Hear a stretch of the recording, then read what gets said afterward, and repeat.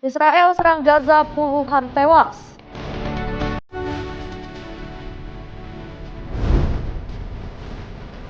Nama Trump disebut ribuan kali dalam dokumen Epstein.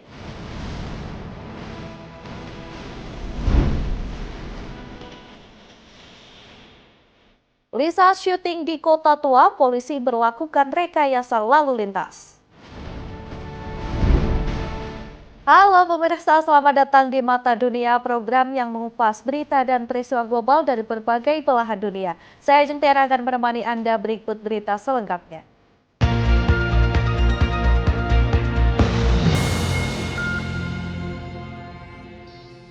Kita awali dengan informasi yang pertama, pemirsa. Israel melakukan serangan udara ke Gaza beberapa hari usai rilis Dewan Perdamaian Gaza digagas Presiden Amerika Serikat Donald Trump. Dilaporkan 32 orang tewas termasuk anak-anak dan perempuan dalam serangan udara ini.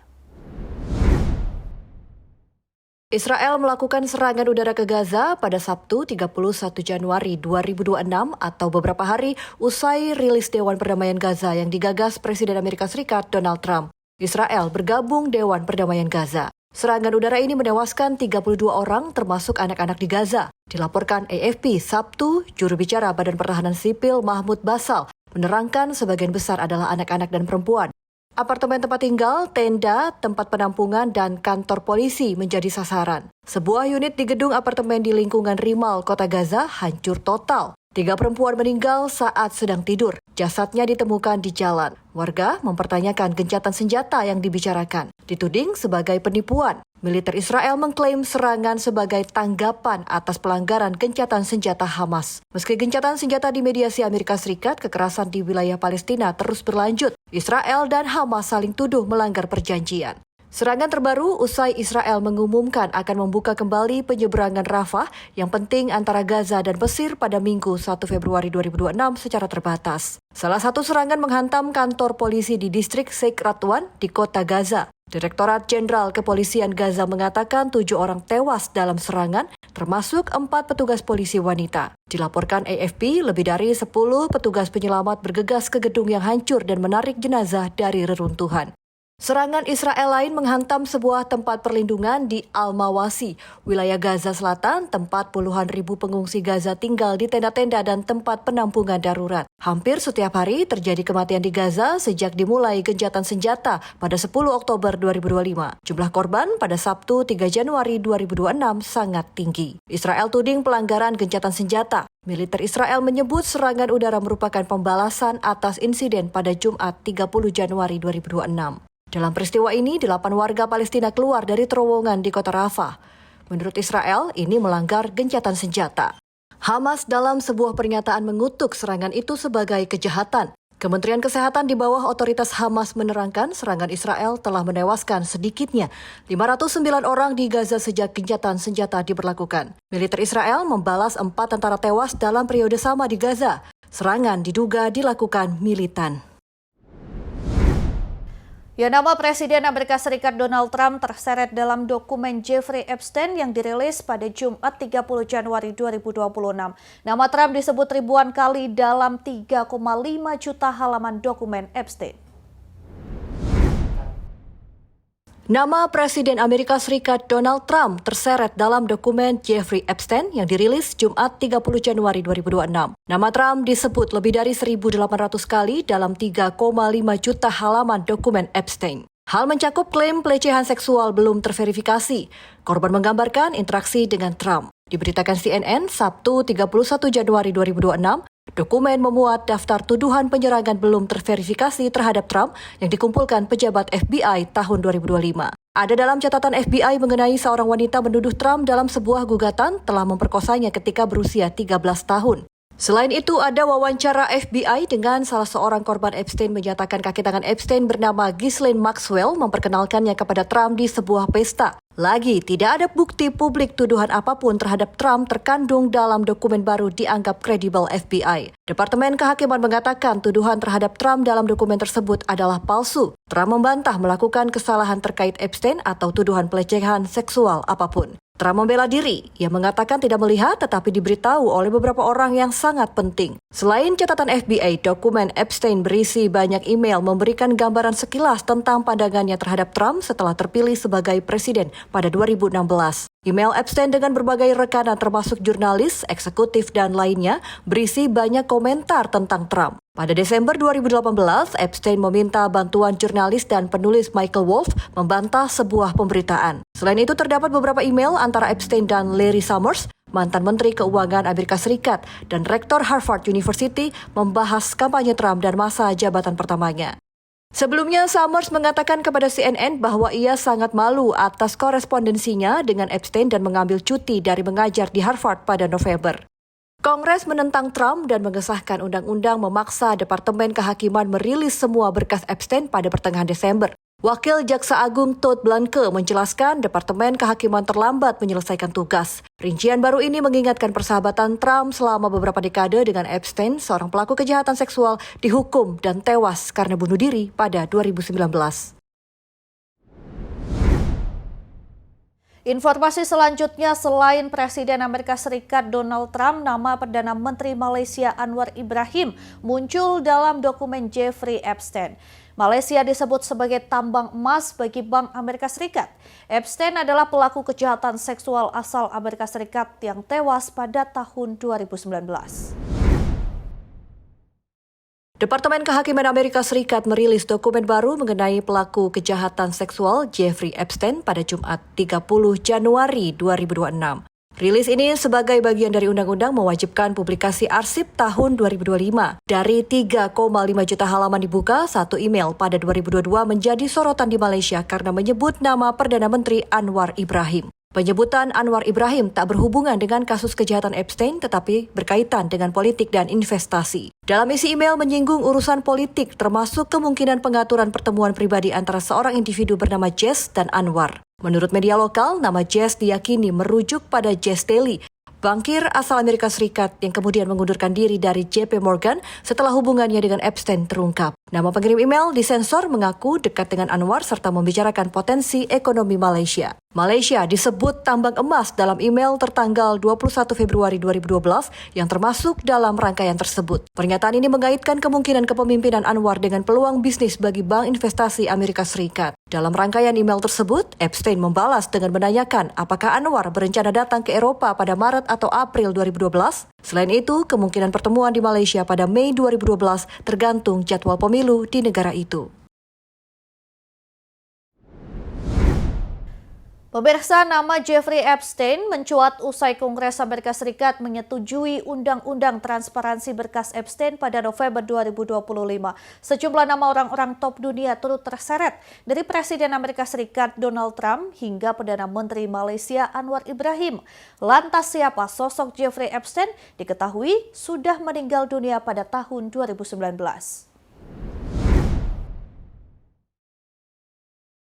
Nama Jeffrey Epstein mencuat usai Kongres Amerika Serikat menyetujui Undang-Undang Transparansi Berkas Epstein pada November 2025. Undang-undang memerintahkan Departemen Kehakiman merilis semua berkas penyelidikan kriminal terhadap Epstein bisa diunduh dan dicari secara daring hingga 19 Desember 2025. Lantas siapa sosok Jeffrey Epstein? Dalam dokumen yang menyebut nama-nama top dunia, di antaranya Presiden Amerika Serikat Donald Trump. Jeffrey Epstein lahir dan besar di New York, mengajar matematika dan fisika di sekolah swasta Dalton School pada pertengahan 1970-an di New York. Epstein menimba ilmu fisika dan matematika di universitas tetapi tidak pernah lulus. Pekerjaannya di bidang ekonomi meliputi broker, investor, dan pemodal usaha. Menurut Forbes, kekayaan Jeffrey Epstein mencapai 600 juta dolar Amerika Serikat, setara 10 triliun rupiah ketika meninggal dunia pada 2019. Kehidupan pribadi Epstein selama ini dikenal tertutup. Pada 2005, kasus Epstein mulai terungkap ketika orang tua seorang gadis berusia 14 tahun melaporkan pelecehan di rumah Epstein di Palm Beach, Florida. Polisi menemukan foto-foto gadis-gadis muda di seluruh rumah, melibatkan sekitar 50 perempuan dan 1 laki-laki. Pada 2008, Epstein sempat divonis bersalah karena meminta layanan prostitusi dari gadis di bawah umur. Ia dihukum 18 bulan penjara tetapi mendapat pembebasan kerja hingga 12 jam sehari, 6 hari sepekan dan akhirnya dibebaskan setelah 13 bulan. Epstein ditemukan tewas di sel tahanan New York pada 10 Agustus 2019.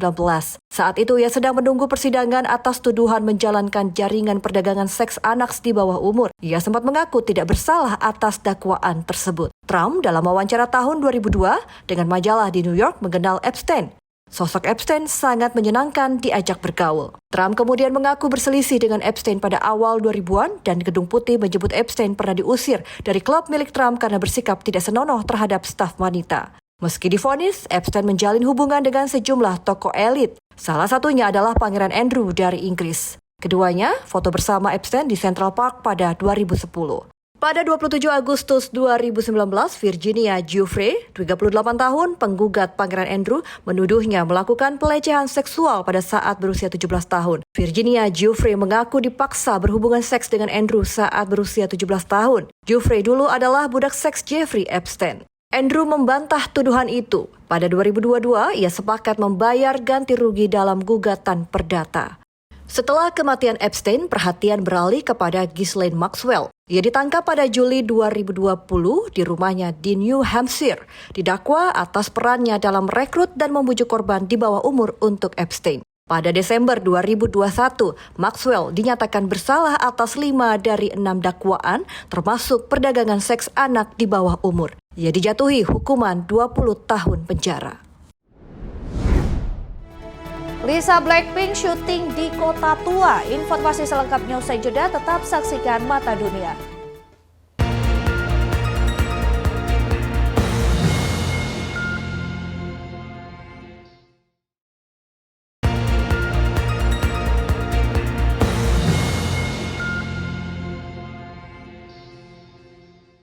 Terima kasih Anda masih bersama kami. Pemirsa, kawasan Kota Tua Jakarta Barat menjadi salah satu lokasi syuting film asal Korea Selatan yang dibintangi Ma Dong-seok atau Don Lee bersama Lisa Blackpink. Pengambilan gambar dijadwalkan selama sepekan mulai 1 hingga 7 Februari 2026. Polisi memberlakukan rekayasa arus lalu lintas. Kawasan Kota Tua Jakarta Barat menjadi salah satu lokasi syuting film asal Korea Selatan yang dibintangi Ma Dong-seok atau Don Lee bersama Lisa Blackpink. Pengambilan gambar dijadwalkan selama sepekan mulai 1 hingga 7 Februari 2026. Meski ada syuting film bintang Lisa Blackpink, masyarakat bisa mengunjungi Museum Sejarah Jakarta atau Museum Fathahillah di Jakarta Barat. Kepala Unit Pengelola Kawasan Kota Tua Jakarta, Denny Aputra, mengatakan kawasan Kota Tua memiliki 2 wilayah, yakni wilayah inti dan penunjang. Kawasan inti adalah tempat di mana museum terletak, sedangkan kawasan penunjang berada di luar kawasan museum. Lokasi syuting film hanya akan memakai kawasan penunjang Kota Tua, bukan kawasan inti. Sejumlah ruas tetap ditutup sementara demi kelancaran produksi, terutama karena ada adegan berisiko tinggi. Dalam izin ada adegan ledakan. Denny menyebut pengambilan gambar berlangsung di sekitar Jalan Teh dan Jalan Cengkeh. Polisi menyiapkan rekayasa lalu lintas lanjutan.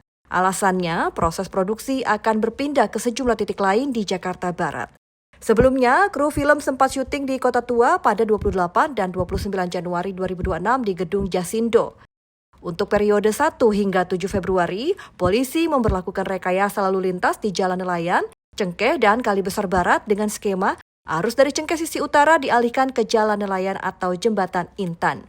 Pengendara dari Jembatan Intan diarahkan belok kiri menuju Jalan Kali Besar Barat. Kendaraan dari arah tiang bendera diminta belok kiri ke Jalan Ekor Kuning. Penutupan total diberlakukan di Jalan Cengkeh 2. Masyarakat diimbau menghindari sementara kawasan Kota Tua dan memilih jalur alternatif guna mengantisipasi kepadatan selama proses syuting berlangsung. Ya, selanjutnya ada 2 selebritas asal Korea Selatan, Yoo Sun-woo dan Shin Eun-soo yang resmi berpacaran. Pasangan ini mulai berpacaran pada akhir tahun 2025 dan dikabarkan sudah menjalin hubungan spesial sekitar 3 bulan.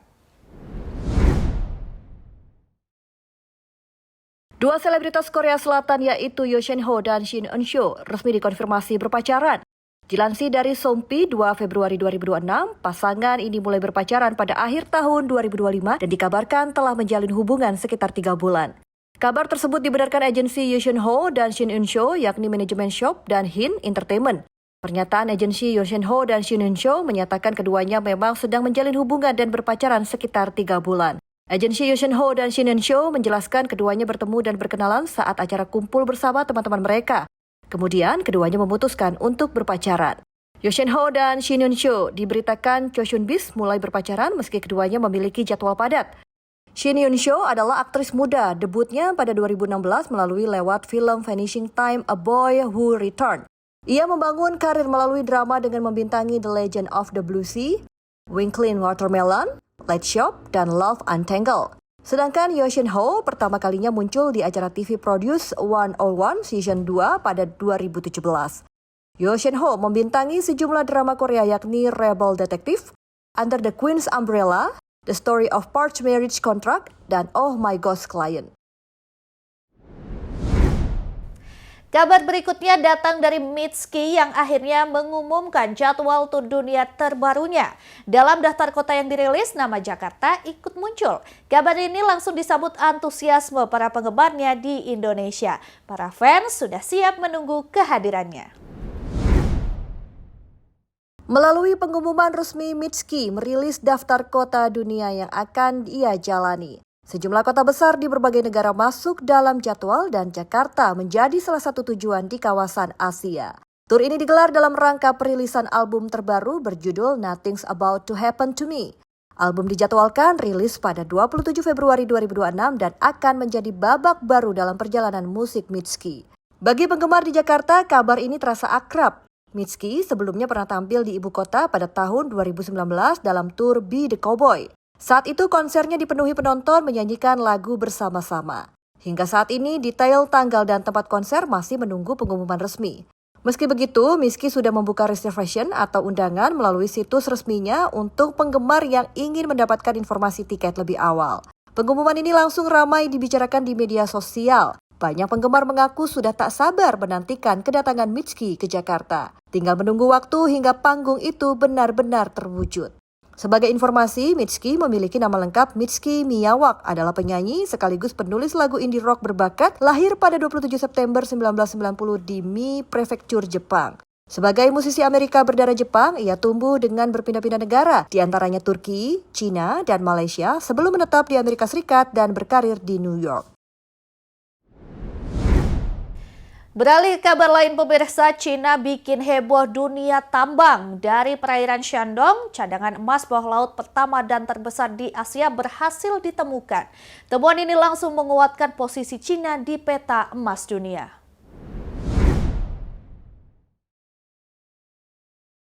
China dilaporkan menemukan cadangan emas bawah laut pertama sekaligus terbesar di Asia.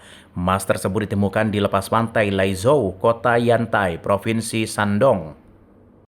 Menurut South China Morning Post 19 Desember 2025, penemuan ini menambah total cadangan emas terbukti di Laizhou menjadi lebih dari 3.900 ton atau setara dengan 137 juta ons emas. Jumlah ini mencapai sekitar 26% dari total cadangan emas nasional China. Dengan angka tersebut, Laizhou kini menjadi wilayah dengan cadangan dan produksi emas terbesar di seluruh China. Namun otoritas belum mengungkap ukuran pasti cadangan emas yang berada di bawah laut tersebut. Sebelumnya, pada November lalu, pemerintah Cina juga mengumumkan penemuan deposit emas berskala super besar di Provinsi Liaoning dengan total 1.444 ton. Kementerian Sumber Daya Alam China menyebut temuan ini sebagai yang terbesar sejak 1949. Tak hanya itu, di pegunungan Kunlun, Xinjiang, Uighur ditemukan pula cadangan emas lebih dari 1.000 ton. Rangkaian temuan ini kian menguatkan posisi Cina sebagai produsen biji emas terbesar di dunia dengan produksi sekitar 377 ton per tahun. Ya, usai jeda kami akan mengajak Anda menjelajahi Belgia yang menyimpan sejarah dan peradaban Eropa. Tetap saksikan Mata Dunia.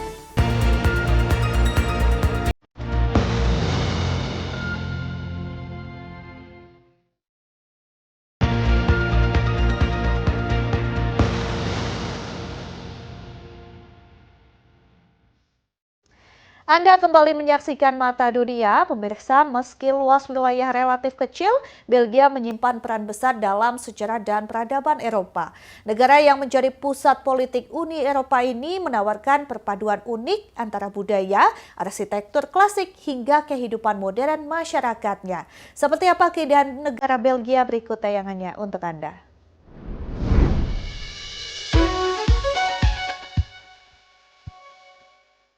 Selamat datang di Belgia. Terletak di kawasan Eropa Barat, berbatasan langsung dengan Belanda, Jerman, Luxembourg, dan Prancis, serta memiliki akses ke Laut Utara. Letak Belgia yang strategis menjadikan Belgia sejak lama sebagai jalur perdagangan, pertukaran budaya, hingga pusat diplomasi internasional. Negara ini dikenal sebagai bangsa multibahasa dengan 3 bahasa resmi, yaitu Belanda, Prancis, dan Jerman, mencerminkan keberagaman budaya masyarakatnya. Warisan sejarah Eropa berpadu dengan kehidupan modern, menjadikan Belgia tidak hanya penting secara politik, tetapi juga kaya akan identitas budaya.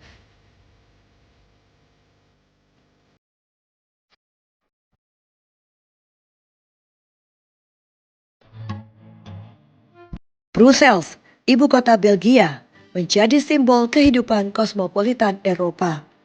Kota ini tidak hanya menjadi pusat pemerintahan nasional, tetapi juga rumah bagi berbagai institusi penting Uni Eropa. Masyarakatnya datang dari berbagai negara, menciptakan suasana multinasional yang dinamis. Salah satu ikon paling terkenal di Brussels adalah Atomium, dibangun untuk World Expo tahun 1958.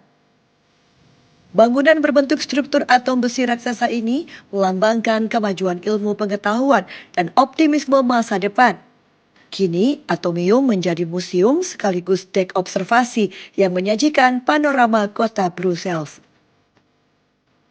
Tak jauh dari Atomium terdapat kawasan Cinquantenaire, kompleks taman dan bangunan monumental yang dibangun memperingati 5 tahun kemerdekaan Belgia. Lengkungan kemenangan yang megah menjadi saksi perjalanan sejarah bangsa Belgia sekaligus ruang publik yang ramai dikunjungi warga dan wisatawan.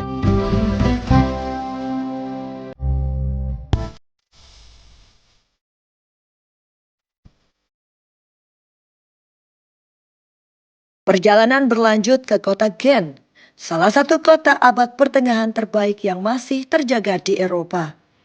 Kanal-kanal yang membelah kota, bangunan batu, dan menara gereja menciptakan suasana historis yang kuat. Di jantung kota Gent berdiri Katedral Saint Bavo, bangunan bergaya gotik yang menyimpan salah satu mahakarya seni dunia, The Adoration of the Mystic Lamb, karya Jan van Eyck. Lukisan ini menjadi simbol kejayaan seni dan religiusitas Eropa pada abad pertengahan. Tak jauh dari katedral terdapat Gravenstein Castle, kastil abad ke-12 yang dahulu menjadi kediaman para Count of Flanders. Benteng ini mencerminkan kekuasaan feodal sekaligus sejarah panjang konflik dan pemerintahan di kawasan Flanders. Di wilayah Wallonia, tepat di tepi Sungai Meuse, berdiri kota kecil bernama Dinan. Kota ini dikenal dengan landscape alam yang dramatis, diapit tebing batu dan aliran sungai yang tenang. Ikon utama Dinan adalah Collegiale Notre Dame de Dinan, gereja bergaya gotik dengan kubah berbentuk bawang yang khas. Bangunan ini berdiri anggun di bawah tebing batu, menjadi pusat spiritual sekaligus landmark visual kota. Di atas tebing berdiri La Cittadella de Dinan, benteng pertahanan yang menyimpan sejarah panjang peperangan Eropa. Dari atas Citadel, pengunjung dapat menyaksikan pemandangan Sungai Meuse dan kota Dinan secara menyeluruh.